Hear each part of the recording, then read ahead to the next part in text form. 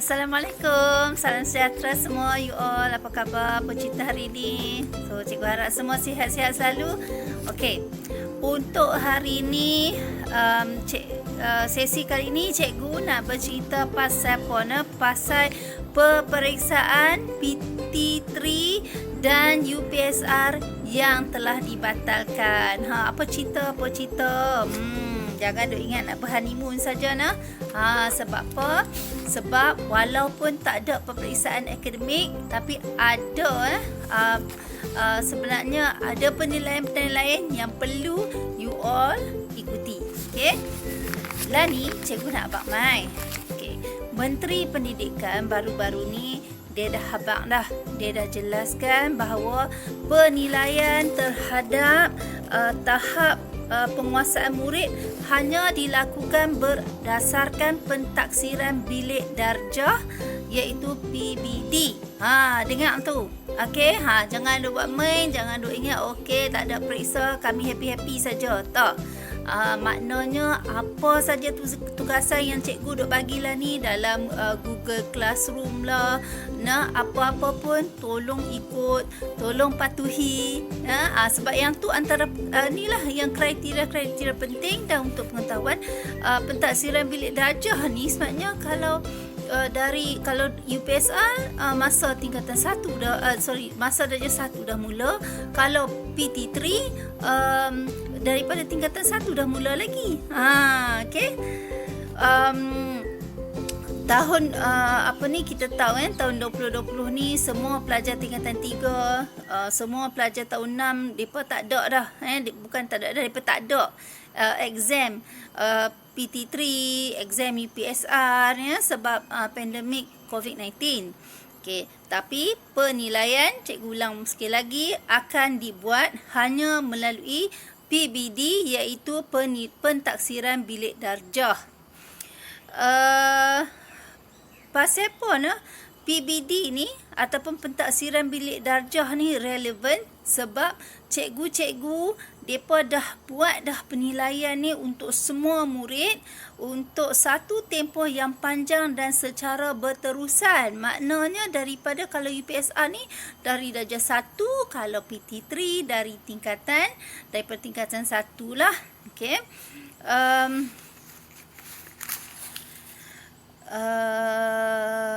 Bila UPSR, lah ni masalahnya.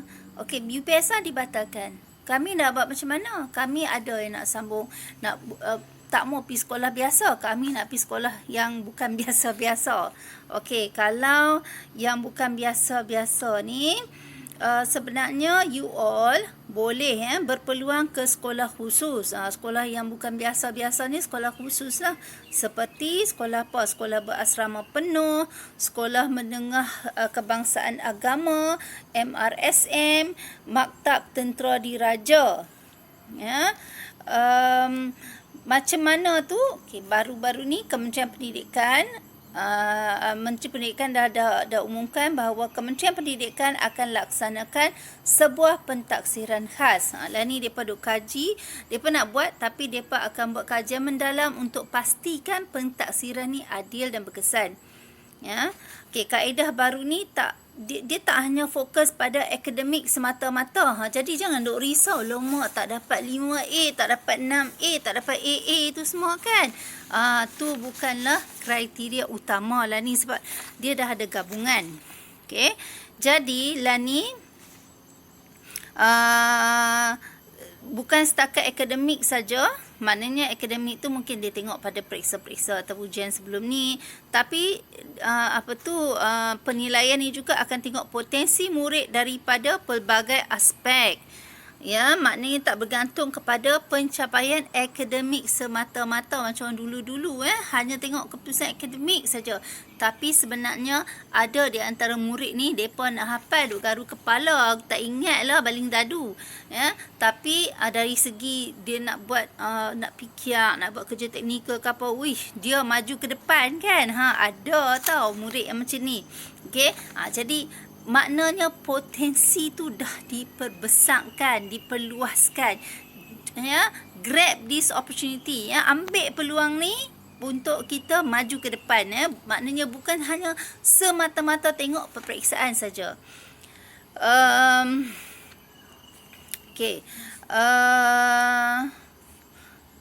Mana lagi? Kalau keputusan peperiksaan, okey, terpakai keputusan tersebut terpakai kepada semua sekolah kerajaan, sekolah bantuan kerajaan, sekolah swasta dan mana-mana institusi pendidikan yang berdaftar dengan Kementerian Pendidikan Malaysia. Katakanlah murid ni dia tak berminat ke sekolah khusus, jadi dia tak perlulah nak ikuti kaedah baru ni, okey. Tapi kalau macam katakanlah murid kalau nak ke sekolah khusus yang PT3 pula kan, nak ke sekolah khusus macam sekolah berasrama penuh, sekolah vocational, sekolah teknik, kaedah baru juga akan digunakan sebagai ganti kepada PT3.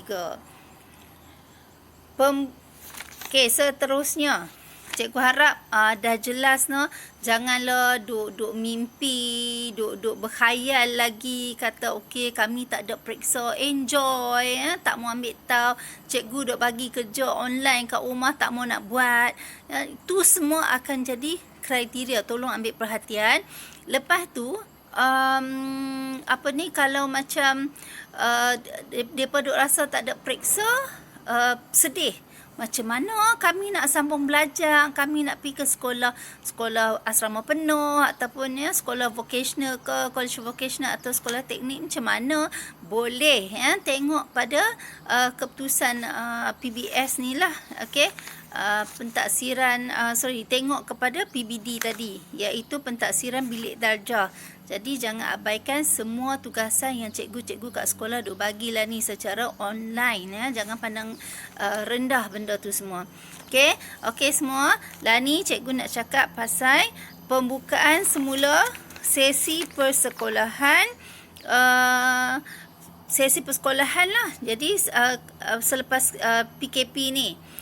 Pembukaan sesi persekolahan selepas PKP ni tertakluk kepada perkembangan semasa dan juga nasihat daripada Kementerian Kesihatan dan Majlis Keselamatan Negara. Itu kata Menteri Pendidikan. Jadi apa-apa pun kita tunggu. Kalau dah cikgu bagi pembelajaran secara online, kita belajar secara online. Jadi cikgu rasa ada apa lagi? Setakat tu saja. Jadi alhamdulillah lah kita pun dah sampai ke puasa terakhir dan insyaAllah petang kita akan menyambut kedatangan Syawal dan merayakan sambutan Idul Fitri. Kepada semua subscribers cikgu dan juga siapa-siapa yang menonton video cikgu nak ucapkan ribuan terima kasih atas sokongan you all semualah. Cikgu amat hargai semua sokongan yang berterusan ni dapat memotivasikan lagi cikgu lah untuk cikgu nak buat lagi video-video pada masa hadapan. So that cikgu boleh kongsi lah semua apa yang cikgu tahu ataupun apa-apa isu berkaitan dengan pendidikan. Jika ada sebarang cadangan tentang topik-topik yang nak cikgu share, boleh tulis kat ruangan komen. Mungkin topik tentang peluang kerjaya, tentang macam mana nak sambung belajar, jurusan-jurusan apa yang sesuai yang ada kat universiti, dan juga tajuk-tajuk dalam subjek bahasa Inggeris sebab untuk tajuk subjek dalam bahasa Inggeris cikgu akan sampaikan dalam bahasa Melayu. Jadi siapa yang tak faham boleh tengok video cikgu Dan sebelum cikgu undur diri, cikgu nak ucapkan taqabbalallahu minna wa minkum. Selamat Hari Raya Idul Fitri kepada semua yang beragama Islam dan selamat bercuti. Okey, bye.